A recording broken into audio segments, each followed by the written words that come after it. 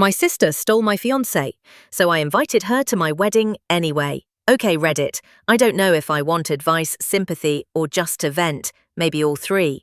I, 28 femme, have been planning my dream wedding since I was a teenager. Not in the bridezilla way, but in the way little girls sometimes daydream. I even had a Pinterest board before I ever had a boyfriend. And it was finally happening. I got engaged to the love of my life, Mark, 29 yem, after 4 years together. He proposed at the botanical garden where we had our first date. It was magical. But then my sister, Emily, 26 female, decided she needed to destroy everything. Emily and I weren't always close. We had that typical sister rivalry growing up. She was always the pretty one. I was the smart one. She dated the jocks. I was tutoring them in math, but I loved her. I defended her. I even covered for her when she got pregnant at 19 and didn't tell our parents until the baby was born. She's a single mom now to a sweet little boy, Jake. I love my nephew like he's my own. I helped babysit, bought diapers when she couldn't afford them, and even let her move in with me once when she broke up with her ex. I never imagined she'd repay me like this. A few months before the wedding, Emily started acting weird around Mark. Overly touchy, giggling at everything he said, finding reasons to hang out with us.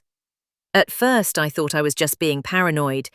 Then one night, I came home and found them sitting on the couch alone, way too close. Mark looked nervous when I walked in, and Emily just smirked. I asked her to back off.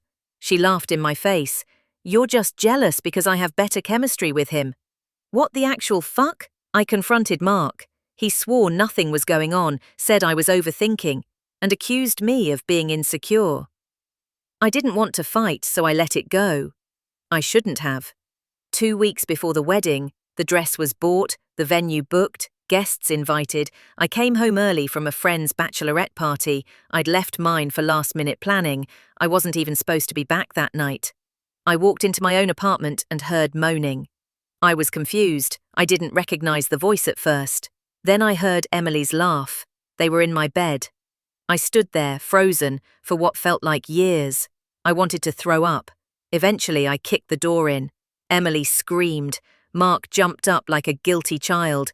I just stood there. "I knew it," I said. "I fucking knew it." Emily had the audacity to say, "You were never right for him anyway." I threw both of them out that night, changed the locks, blocked them both, cancelled the wedding. I cried for days. A few weeks later, I found out from a mutual friend that Emily and Mark were officially dating. She moved in with him. They were even planning a vacation to Cabo, the honeymoon Mark and I had booked. He transferred the reservation to her name. I was humiliated, but I wasn't done. Instead of cancelling everything, I decided to throw a party anyway, a non-wedding celebration. I called it a rebirth party, told everyone I'd invite that I was reclaiming my life. The venue, still mine. The catering, paid for. The dress, altered into a white power jumpsuit. I invited everyone. Yes, including Emily and Mark. I didn't expect them to come, but guess what? They did.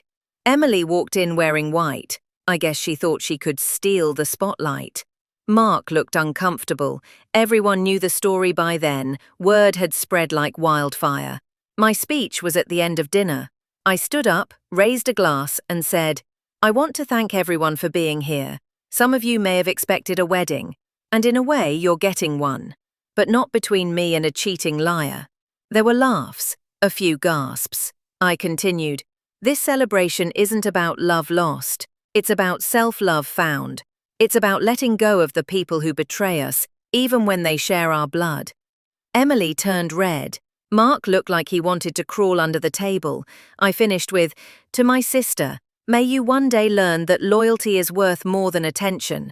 And to Mark, may you finally find someone who doesn't mistake your weakness for charm."